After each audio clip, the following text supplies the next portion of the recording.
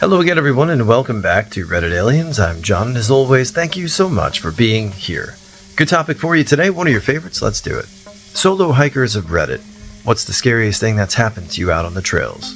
Please remember to like, share, hype, ask for shoutouts, and subscribe. I was hiking in Colorado on a less traveled trail at the beginning of winter. It was fairly nice when I left my house, roughly 45 degrees. It was supposed to be a 16-mile hike.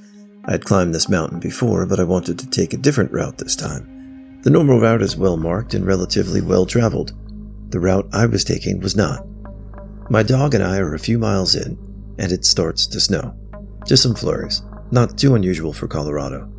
I'm pretty comfortable in the woods, and an all-season hiker, no big deal. My dog is in front of me. She's pretty good at staying on a trail. We walk a few miles more, and it starts dumping snow. The trail completely disappears. In fact, it wasn't on a trail at all. I realize in my overconfidence that I didn't download a map or bring a paper one. I also realize I didn't tell anyone I was going hiking. I look around. I'm in the middle of the woods. No map, snow dumping, no idea where I am, no cell service. I was hiking up a hill the whole time, so I continue climbing whatever mountain I am on. I come up to a clearing and I realize I can see the peak of the mountain I'm supposed to be on. I pull out my flint stick, which has a shitty little compass on the back of it, take an azimuth.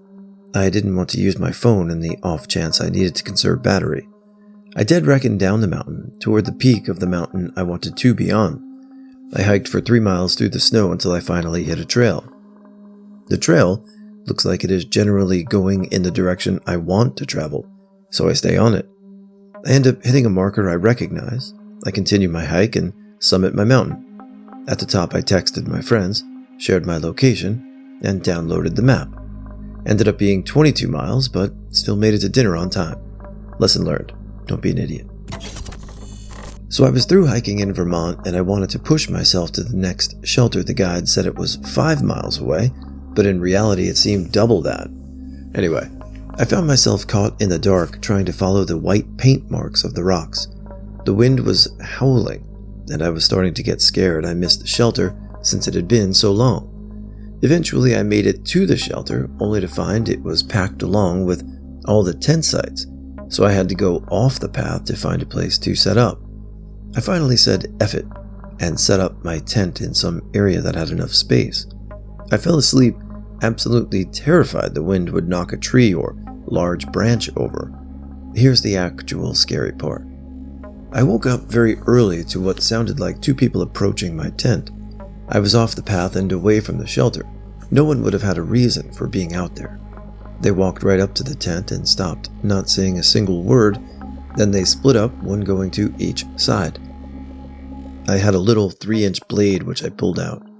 My food bag was outside, and I knew I couldn't continue without, and I didn't want to die in my tent from someone I couldn't see, so I figured I'd pop my head out and get this over with.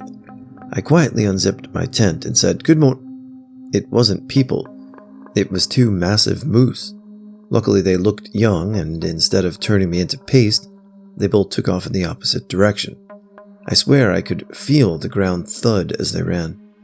I was so terrified they might come back, I packed everything up there and started hiking to the next shelter. I hike with my dog, and on a handful of occasions he's seen things in the woods that I haven't been able to and is always a little freaky. If he sees a deer or a squirrel, he'll get excited and want to chase it, but every once in a while he'll freeze up, staring out into the trees and just watch with laser focus at complete attention. It's even better when we don't pass whatever it is, and he'll walk perpendicular to the trail, watching something out there as if it's following us. Eventually he'll relax at the point where he's only glancing over his shoulder every other step, and then slowly go back to trotting along normally, which is when I figure whatever it is gone. It could always just be him being a nervy little dingus, but there's also mountain lions and other predators in this part of the woods. I was hiking through the remnants of a remote, long-abandoned town in the surrounding area. To get to as far into the woods as I was, you had to cross fallen trees over a creek 3 times. I just crossed the 3rd bridge, and was about 5 miles in, and something blue caught my eye just ahead of me. There was a man in his 60s at least, wearing blue satin pajamas, sitting in a tree. The closer I got to him, the louder he laughed. It wasn't a maniacal laugh, but it set off all the alarms in my head nevertheless. He also wasn't wearing any shoes, and looked well-groomed and cleaned. I gave him a friendly nod as I passed, and he just kept laughing. Then it stopped. I turned and he was gone. There was no branch cracking, plants rustling, nothing. He was just gone. Still rubs me the wrong way. The area I was in was a pretty rough hike, very secluded. Not very many people venture as deep as I was that day. No idea what was going on there. I was hiking the CDT in Colorado about a day north of Dillon and Silverthorne and was crossing a deep little creek that was giving me trouble. Another guy caught up to me and found a better crossing a little off the trail, so I used it. Talked to the guy for a bit and walked another mile or so and set up my camp. The other guy did too. In the morning I left early and hiked up a steep slope and along a ridge where the other guy caught up to me and stuck with me like glue. He started talking about hiking the rest of the trail together, but I didn't want to, and I said I had stuff to do off the trail at various places further along. This guy didn't get it, and started saying we could save money buying food together and planning meals and stuff. I said I was fine, and I was a picky eater anyway. I started changing my pace, going faster and slower, but I couldn't get rid of the guy. There's a brutal road walk past Panicking Peak that climbs a pass up toward Vasquez Mountain, and I bolted up there, but the guy was killing himself trying to keep up and started telling me I was being mean and should wait for him so he could hike together. I wanted nothing to do with this guy and kept going. But as I was hiking around Vasquez Peak, I stopped for a few seconds to grab food, and he caught up again. He started saying I was lucky he caught up in time for us to set up camp together, and started saying it would make more sense if we just set up one tent and shared it so there's less work and it would be warmer. I have a one-person lightweight tiny tent. I grabbed my pack and left. Went back around Vasquez and straight down the mountainside to a forestry road with this guy following me again. It got dark and hard to see, but I was on the forestry road by then and heading into Winter Park. A few miles before town, there was a forest fire and some forestry crews were working on it. They were all back at their camp just off the road, so I went to them and asked if I could put up my tent just behind them in a clearing. A few minutes later, I saw the other guy go past. I was jumpy and a little scared after that and got off the trail in Grand Lake for a few days, went to Denver, and bummed around. Got back on the trail and was a little paranoid at first, but didn't see the guy again, and when I asked other hikers if they'd seen him, nobody recognized the description. I'm 6'2" and 200 pounds, but I'll take wild animals over that guy any day. I solo hike a lot for my research. I study trees. I also hike a lot in very remote places that not many people know about. One time I hiked to a particularly remote site and my field equipment was tossed aside and some stuff I'd put on the trees were removed and ripped. That was annoying and I thought it was due to a bear, which is common. However, I then found a couple unopened cans of beer. I laughed it off, thinking a colleague was playing a prank. Although it was kinda crappy to have to fix and rearrange some of my setup, nothing was entirely broken or unfixable. The next day when I hiked back to the research station, I asked around who left me the friendly beers. I didn't mention my equipment being messed up because it could have easily been a bear that did that before, and maybe my colleagues left some beers to cheer me up. I don't know, but no one was owning up to it, and everyone thought the whole situation was odd. I quickly learned that no one had known I hiked that spot. No one had brought that kind of beer, and when I brought up the state of my field equipment, that's when everyone started to get concerned. I don't know. Sometimes I think that my colleagues were just playing a prank with a lengthy setup and they're all in for the long con, but other times I think this was some sort of message that someone else in the area unaffiliated with the research station knows that I hiked that spot, meaning I'm being watched, and wanted to let me know that they don't care about what we do at the research station and have no qualms about trashing field sites while possibly drunk. It's unsettling to think about what else could have happened and what else could happen in the future. I wanted to go for a short 5-mile hike with my non-confrontational and overly friendly husky to a local SoCal spot, and rather than take the normal trail, I thought I would try the trail that leaves the park "You are now leaving National Park" signage that looped around a reservoir. As I neared the end of the park trail, there was a man up ahead sitting down, drinking a beer in jeans and not hiking shoes or attire. Red flag for me. He sees me coming, stands up, and starts walking toward me, and I turn around immediately. My husky, however, wants pets and to say hi. No one else is around because nobody takes this trail, and he tries asking me where I'm going, where I'm from, and other weird questions to get me to stay. I was hiking on a weekday, so the trail was pretty empty. I was scared. I started up the mountains, and he was following me up a pretty gnarly hike in jeans and regular shoes. I found a spot where the trail split. One path continued up the mountain, one went back down, with brush in the middle. So I jumped far into the brush to hide while he chose a path and kept up the mountain thinking I was ascending. As soon as he was out of sight, I descended the way I came and hightailed it out of there. I had a knife and pepper spray, but never want to come to a point to have to use it. My husky is useless as far as protection. My lab mix would have gone ballistic. I don't hike without my boyfriend now, as my lab is 14 years old.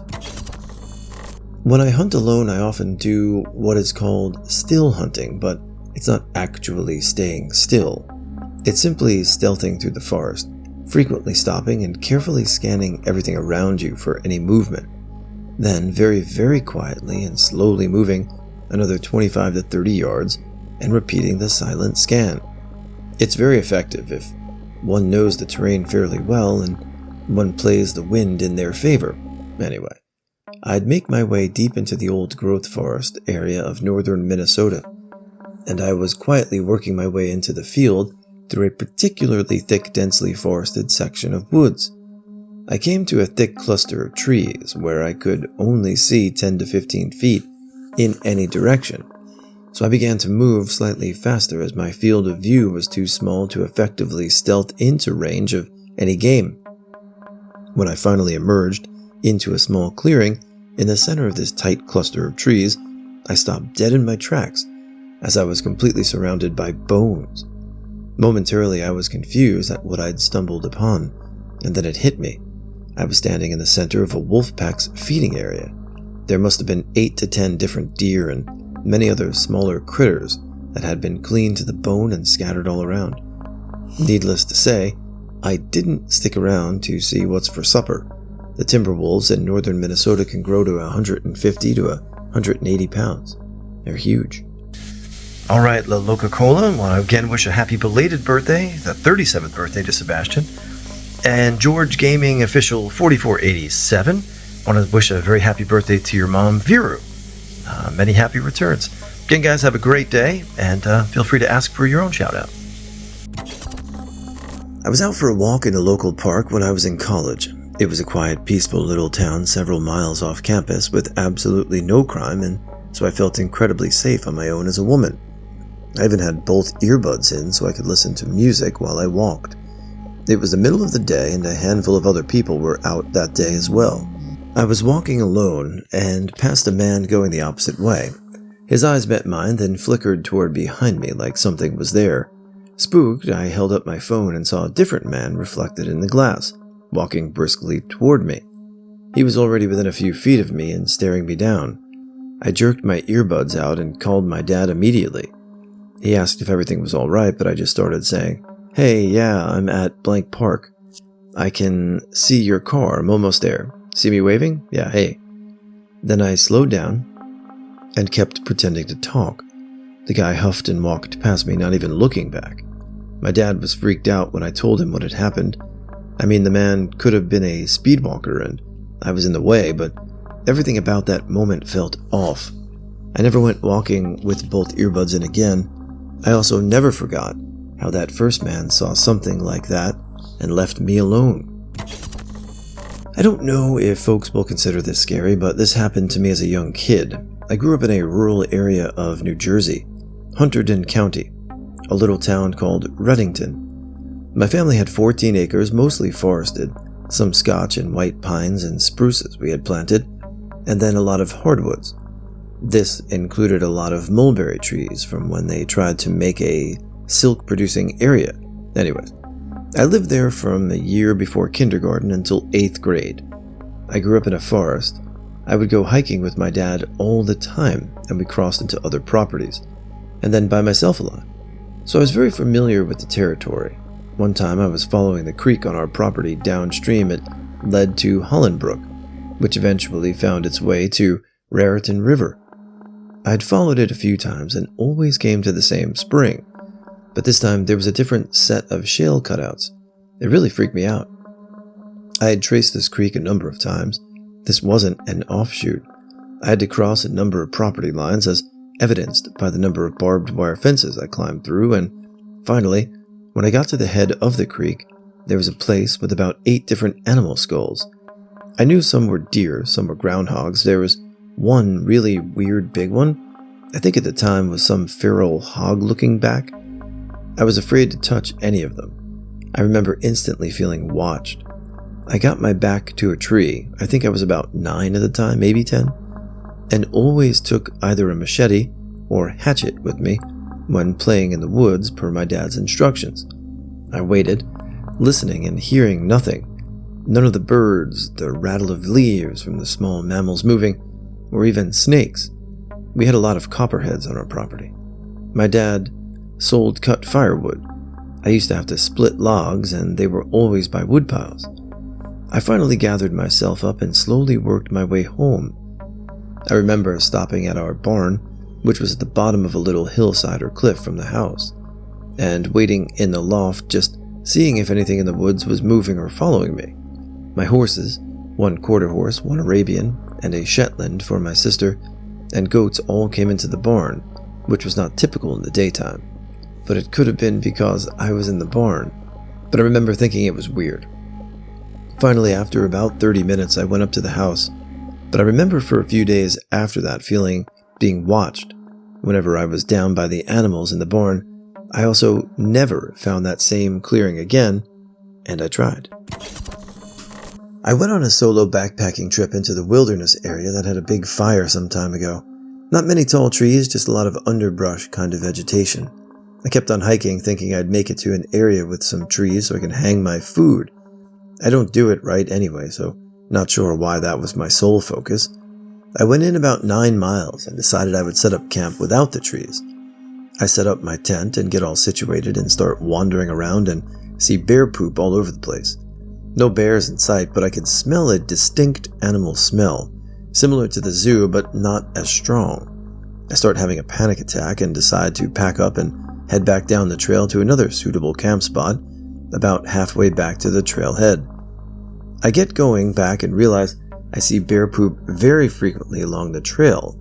I start really booking it now. As I'm walking, I'm getting more freaked out, so I start running to get down before it gets completely dark.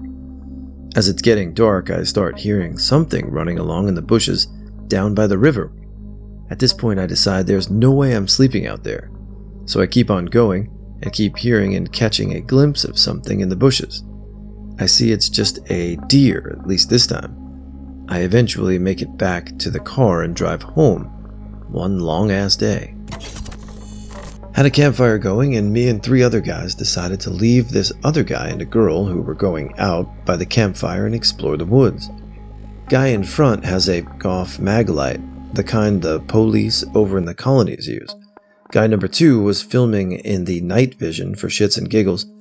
The path through the woods meant we'd had to walk single file, and night vision didn't want to lose or go last because he was pretty freaked out, so I told him I would. We're walking through the woods pitch black, but for this Maglite, which is facing forward, scaring each other, freaking each other out. There's a murderer in these woods watching us, guy number 3 says jokingly. Ho ho ho.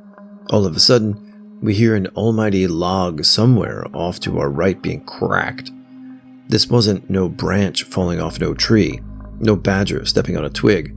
This was a big-ass log being thunderclapped in twain.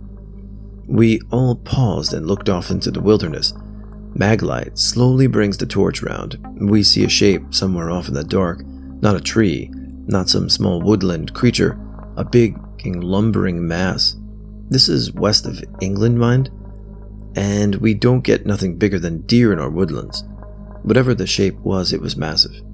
Needless to say, by this point I was already sprinting back the way we came, laughing maniacally, because if I didn't laugh, I'd drop to the ground, grab my knees, and blubber like a little girl with a skinned knee.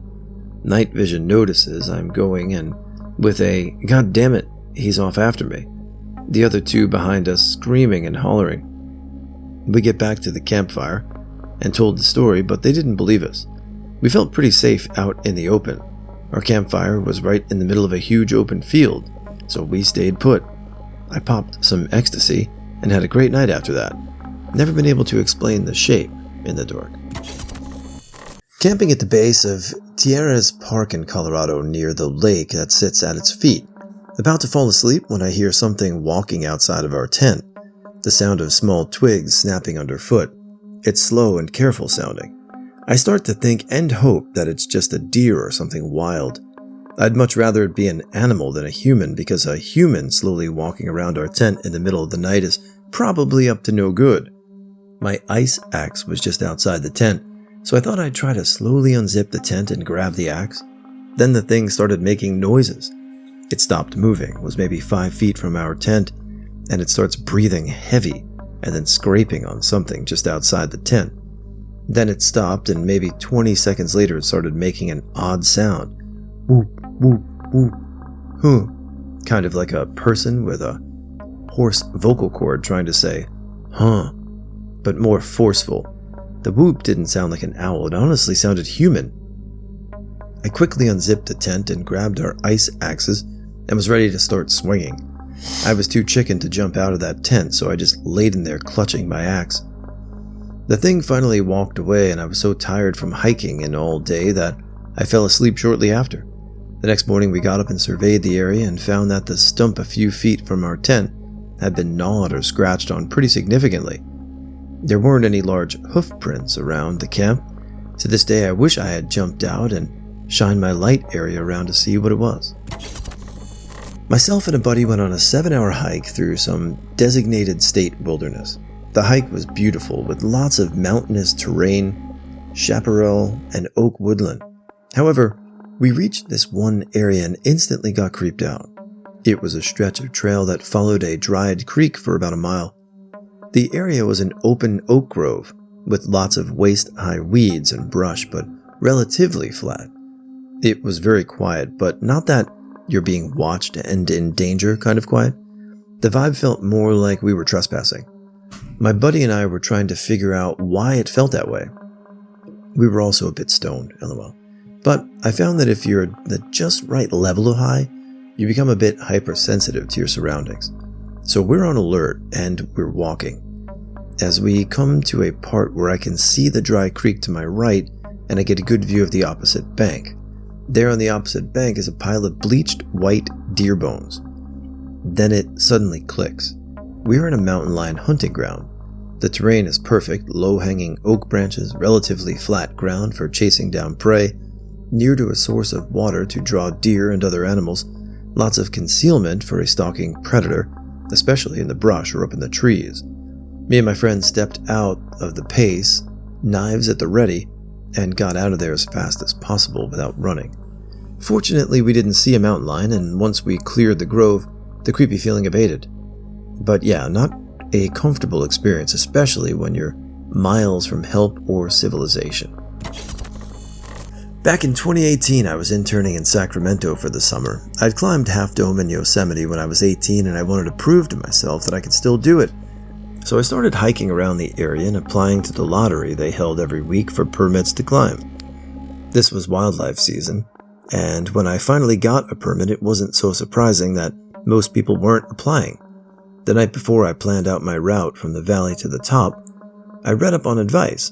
I checked all my gear, I woke up somewhere around 3 o'clock or so and drove to Yosemite. The first thing that went wrong that day was the valley was closed.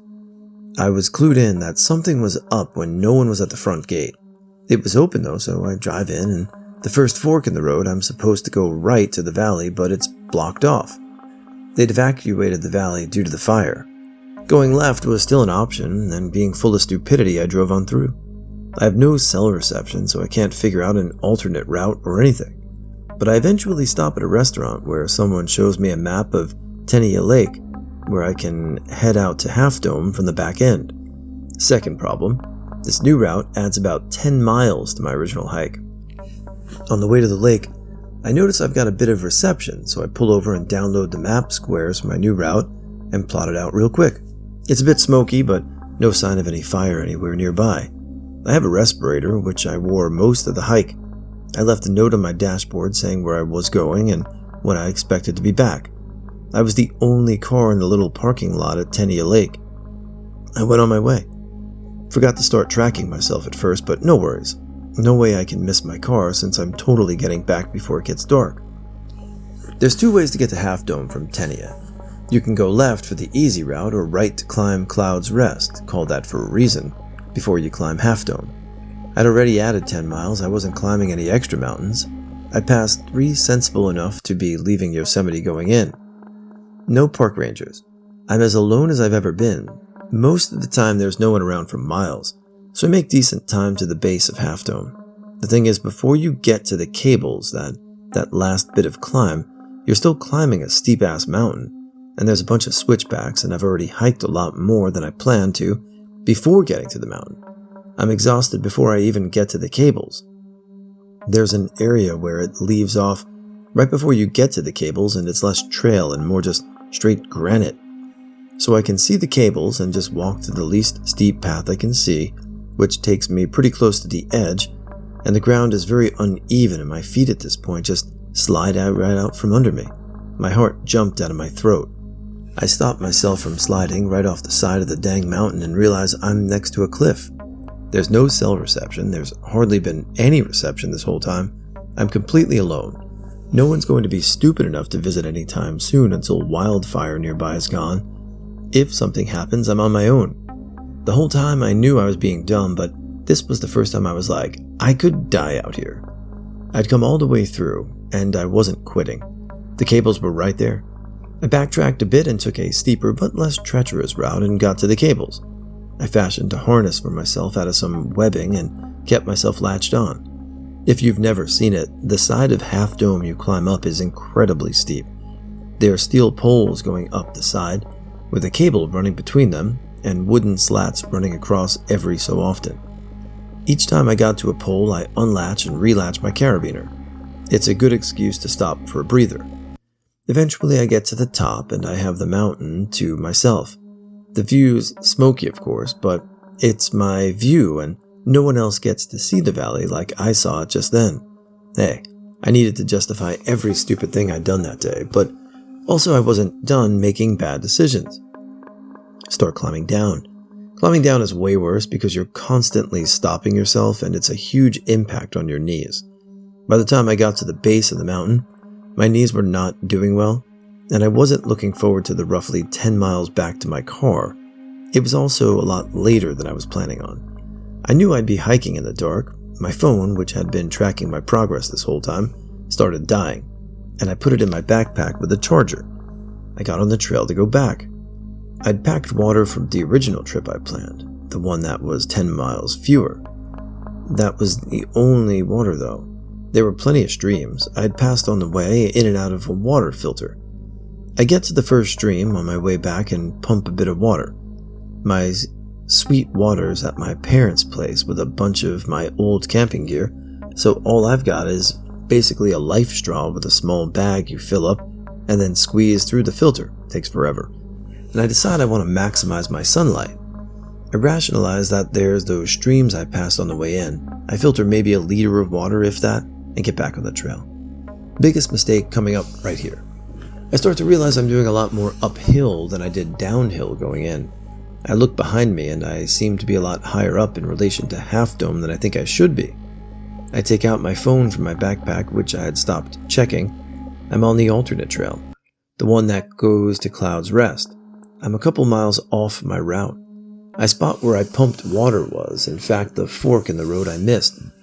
I should absolutely turn back, but it doesn't look much further on the two-dimensional map, and the idea of backtracking and adding a couple of miles to my already overlong hike was antithetical to me. I decide to keep going. The path gets steeper. I hit the switchbacks up to Cloud's Rest.